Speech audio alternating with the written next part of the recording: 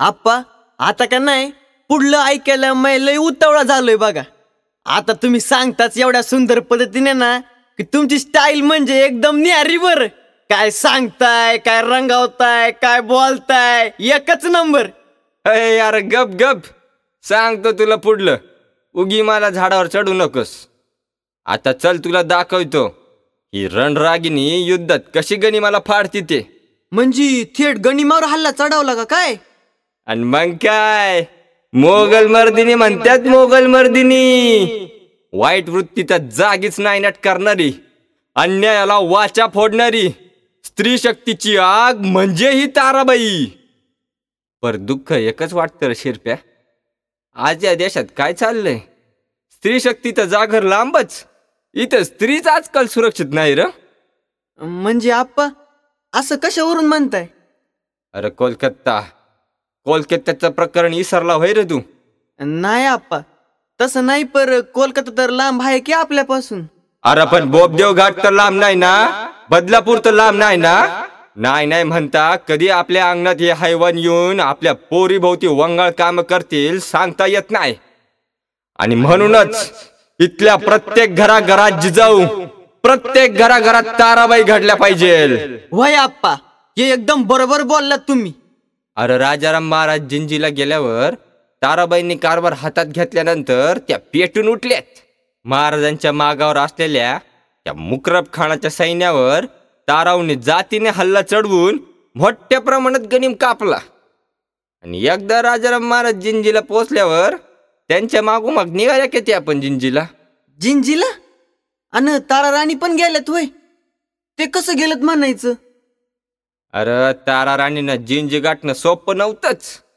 सोबत सगळ्या कुटुंब कबिला असल्यानं त्यांना जपणं बी गरजेचं होतं, कारण माग ते मुघली गिदाड होतीच.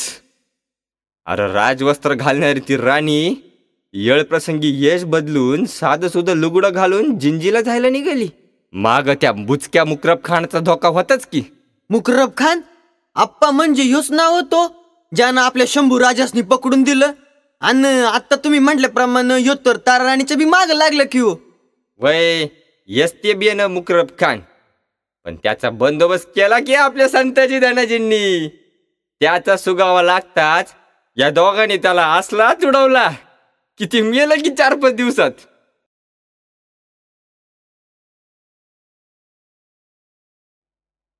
बाईसाहेब, काय झालं बाईसाहेब? स्वारींचा विचार करत आहात ना? राजसबाई, बाहेर मुघली फौजा साखरेला मुंग्या लागाव्या तशा स्वराज्याला चिटकून बसल्या. आणि अशा बिकट स्थितीत देखील स्वारी 500 मैलांचा प्रवास करून जिंजीकडे गेले. ते सुखरूप जिंजीस पोचावे हीच आई तुळजाभवानीकडे प्रार्थना. बाईसाहेब, आपण अजिबात काळजी करू नये. आई जगदंबेच्या आशीर्वादाने स्वारी सुखरूप पोचतील. पण बाईसाहेब, आपणास अशा चिंतेत आम्ही कधी पाहिले नाही. चिंता स्वारींची होतीच, पण त्याआधी या स्वराज्याच्या छत्रपतींची होती.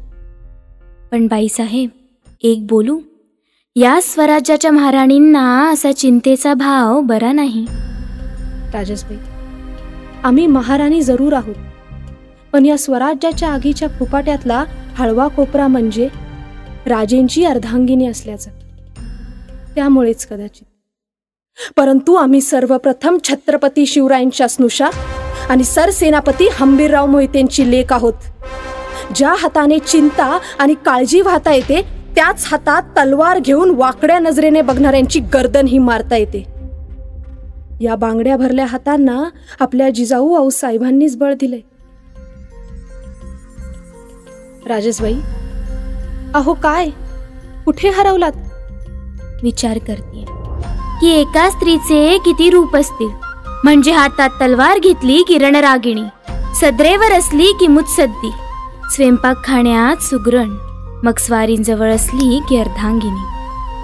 हो तर एक स्त्री एवढ्या जबाबदाऱ्या निभावते कारण ती अष्टभुजा असते. मुजरा राणी साहेब, राजांचा खलिता आलाय जी.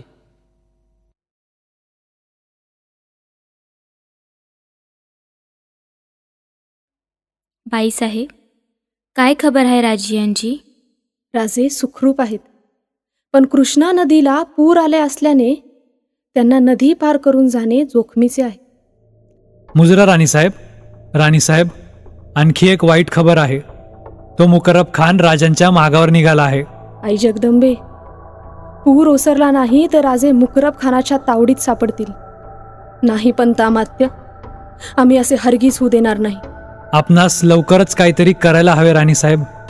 ठीक, पंतामात्य, लवकरात लवकर धनाजीरावांना खाशी फौज तयार करायचा आदेश द्या.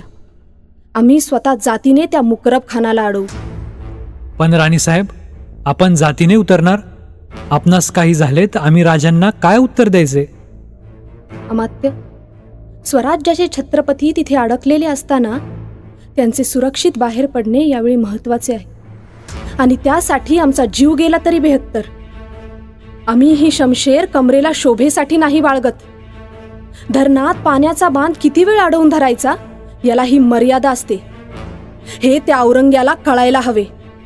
अगर आमचा संयम सुटला तर त्या दिल्लीपती औरंग्याची छावणीच काय, तर त्या दिल्लीचे तख्त ही जागेवर राहणार नाही. तुम्ही चला आणि आदेशाचे पालन करा. जी राणीसाहेब.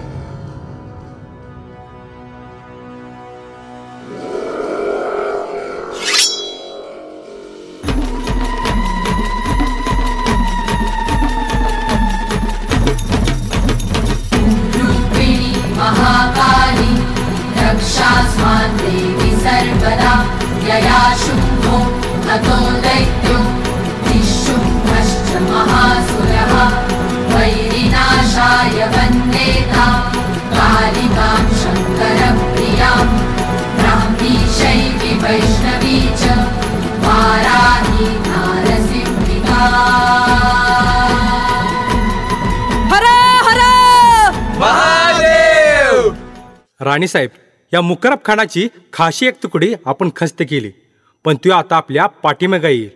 आपल्याला लवकर गड जवळ केला पाहिजे. तुम्हासनी लवकर निघायला हवं. धनाजीराव, आता महाराजांना अधिक समय मिळेल नदी पार करून जिंजीजवळ करण्यासाठी. पण धोका अजूनही टळलेला नाही. आपल्याला डोळ्यात तेल घालून या सैतानांकडे लक्ष द्यावे लागेल. आपल्याला अष्टवधान जागृत व्हावे लागेल. वय राणीसाहेब, आता तुम्ही काय बी काळजी करू नका. बघा, राज सुखरूप बसतील. पण आता आपल्याला निघायला हवं. दुसऱ्या मुघली तुकड्या आणि मुकरब खान कधी बी इकडे पोचल.